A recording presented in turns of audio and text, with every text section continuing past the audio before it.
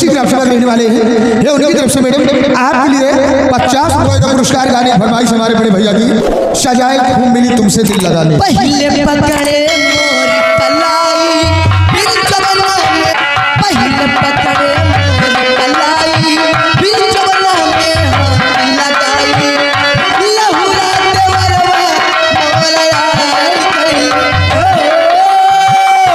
लहुरा देवरवा मोरया गई सैया सरमाई गईला सचपसी गई माय सैया बिसिया गई हमसे तो गई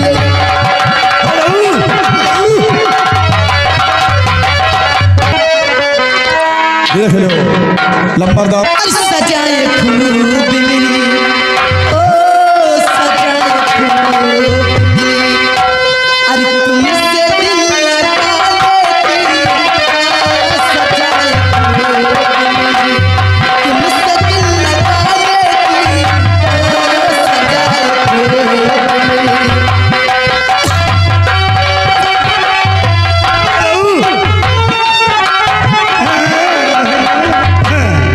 राजा ध्यान दें, ये आगे हमारे श्रीमान बड़े भैया माननीय गंगा पाल सिंह जो कि ग्राम राज प्रवाह आपकी तरफ से 100 रुपए कमेटी को चंदा पार्टी को लाख लाख। हेलो ये आगे इंजीनियर गौरव बनिया इंजीनियर गौरव बनिया ये उनकी तरफ से 10 रुपए का पुरस्कार गाने की फरमाइश।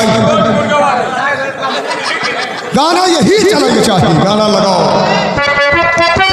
जी का गाना ये दूसरा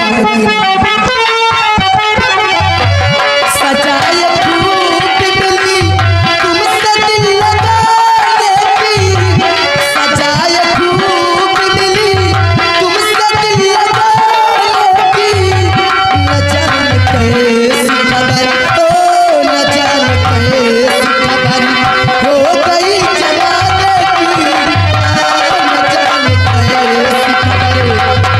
हेलो हेलो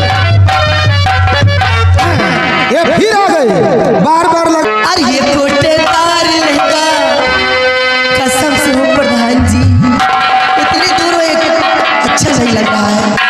अरे ये गोटेदार लहंगा निकलू जब कान पे ये गोटेदार लहंगा निकलू जब कान पे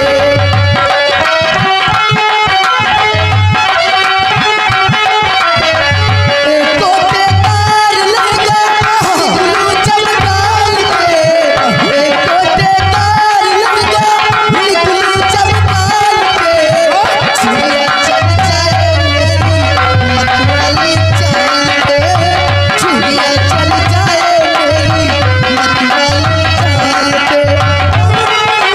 हेलो हेलो ये सारा बहनों को नहीं छोड़ा ये फिर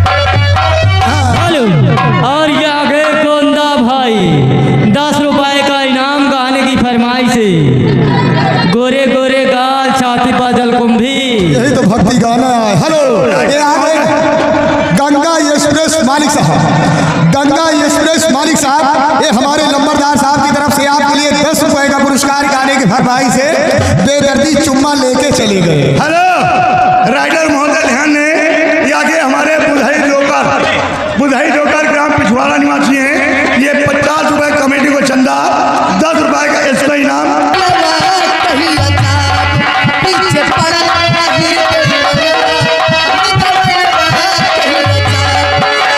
हेलो हेलो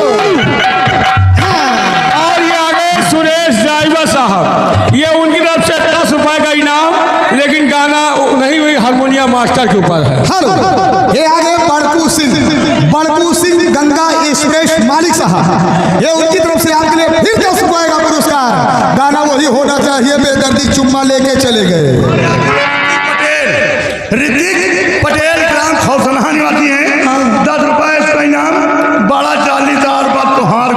कैसे उनको सुना जाए। देखिए कहना क्या है मास्टर जी, फिरोज की फरमाइश हो जाए तो। अरे किसैया धीरे धीरे ना, अरे किसैया धीरे धीरे ना, अरे राजा धीरे धीरे ना, अरे सैया छोड़ा मर कलाई, सैया धीरे का बना, सैया धीरे का बना।